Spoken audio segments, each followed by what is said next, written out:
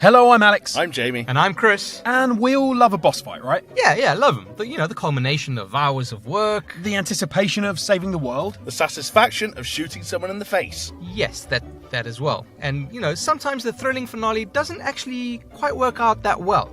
And by not work out, I mean it disappoints us. Not just sexually. That's your own thing, Chris. I'm going to leave that to you. So here are 6 of the worst boss battles that made us feel empty inside. Spoilers for the following games. Now, let's face it, Far Cry 3 is all about Vaas. Oh. His face graced the box art, Michael Mando featured in practically all the trailers. The most famous line from pretty much the entire series is Vaas's meditation on insanity. Did I ever tell you the definition of insanity?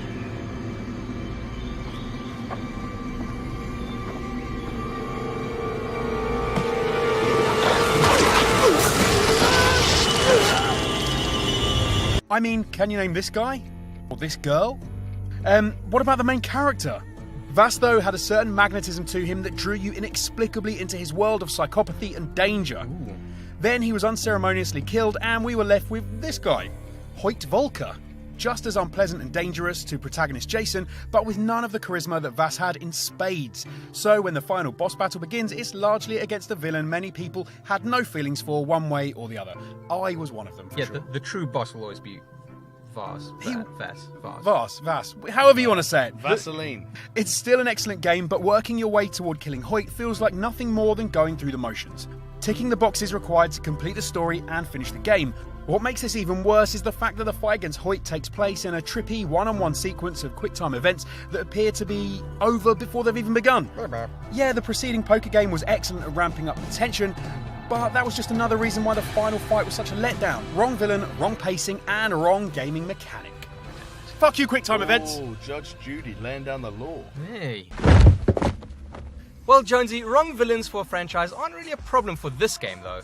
Dead Rising features a whole cast of ludicrous psychopaths and bosses that, don't really feel as if they actually belong in this game. For example, this grade A USDA Prime arsehole over here. Adam McIntyre?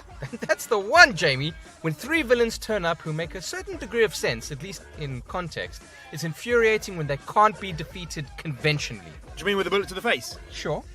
Well, as Frank, you travel around the mall of Dead Rising 1 completing tasks and the like, as you do for the survivors. Several times you're required to go through Leisure Park, where 3 escaped prisoners in a hijacked jeep are generally causing a nuisance, a ruckus, a commotion, a fracas, if you will.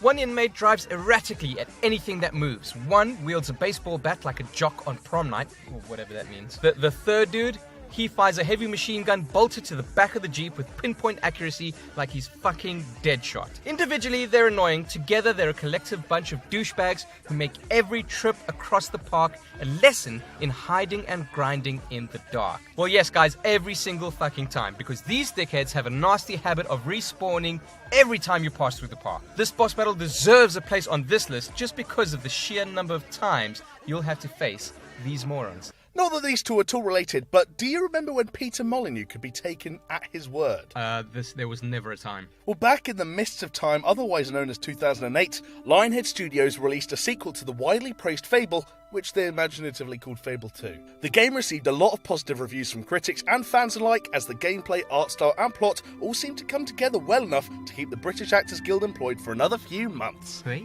Of particular note was the player's relationship with their dog. That relationship proved that people are far more willing to lay waste to the population of a small country than let an animal be harmed. The only aspect that brought out an angry response was the ending, in which Lucien Fairfax, the villain who shot you, shot your sister, shot your dog, and threatened everyone else, was himself shot. In itself, not a problem. However, it's the manner in which he was shot that caused the controversy. You see, for a boss battle to be satisfying, it needs to carry some emotional weight and pathos. The battle needs to be the epic conclusion to a masterful story. What it shouldn't be is shooting Fairfax once, mid-sentence, and then the game ending a Tron 4000 booting up. You small-minded fool.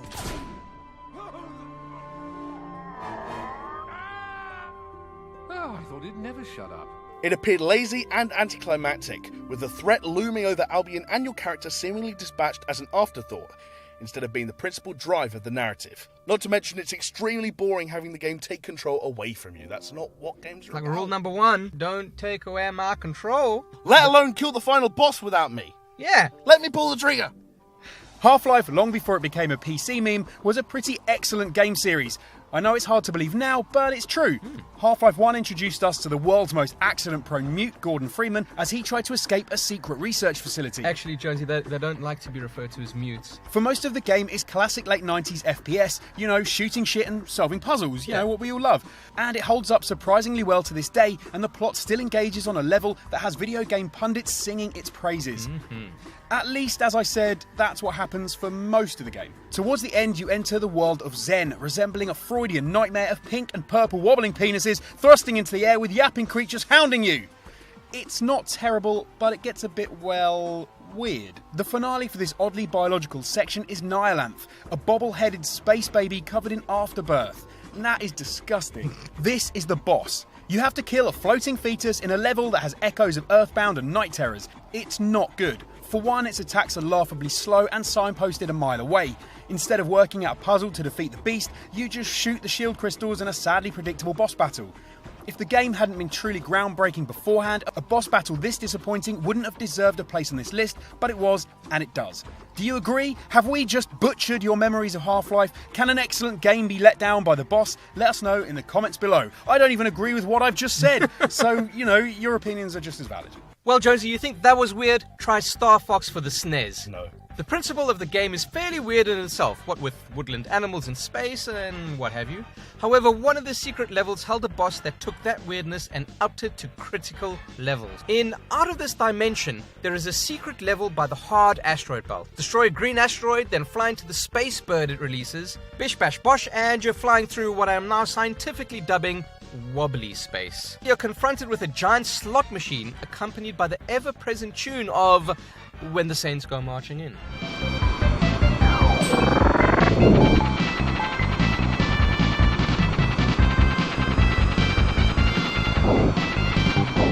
What makes this boss awful isn't even the inexplicable reason why a large one-armed bandit is in space. It's the fact that to proceed, you have to shoot the arm and get 777s. Depending on whether the gods of Nintendo are smiling upon you, this could take, 3 seconds or 3 years. You could spend forever shooting that damn fucking arm and never secure those coveted digits. There's no rhyme or reason to it. Once finished the level, then keep spinning, you fucking pussy. Let's see those numbers. I mean, let's even assume that Shigeru Miyamoto took pity on you and that you got 3 sevens. Fantastic. Brilliant. What's next? Well, the scrambled letters for the end appear on screen. Unscramble them and ta-da! Nothing. They just scramble themselves back up again. And this happens over and over again until you just want to cut your thighs. You just can't fucking win. You've gone through potentially hours of shooting a bloody slot machine, and this is your reward. Breathe it in and meditate on how much your life is slipping through your fingers. Feel your soul slowly slipping away as Peppy laughs behind you forevermore. Well, guys, from an old classic to a modern one. Gotcha, yeah. Batman is the knight, we all know that. Yeah. Unlike Superman, who'll breeze in and bend a few gun barrels and piss off, Batman must rely on terror, cunning and stealth to defeat his enemies. In Arkham Asylum, this is precisely what he does to combat a mental institution full of henchmen. By employing traps and ambushing the unsuspecting, Bruce Wayne is able to work his way to the architect of the island's misery, the Joker. Henchmen are disposable to him, being treated more as slight obstacles than a tactical force. This works though, this is classic Joker-esque sociopathic behaviour. So imagine how disappointing the final fight is when instead of trapping the Joker or racing against time to overcome the Joker's master plan, we're presented with a roided up clown who spends half the time cheering on his men from the sideline. It's nothing we haven't seen 1,000 times before in the game, and it seems contrary to the Joker's previous and future behaviour. Like, compare the final encounter with the Joker to the brilliant boss battles of the Scarecrow and Killer Croc. These battles have a pace, a setting, and an approach that complements their respective villain strengths as well as Batman's adaptability. Instead of that, Batman fixes the Joker by punching him a lot. It just feels out of place and out of character for a villain who embraces being hurt. So that's our list. We probably didn't include your favourite, so why don't you go down to the comments below and tell us what was the worst boss battle you've ever been in. Speaking of villains, on screen right now, 6 villains better than the hero. Check it out. And don't forget to like, subscribe, and we'll see you next time.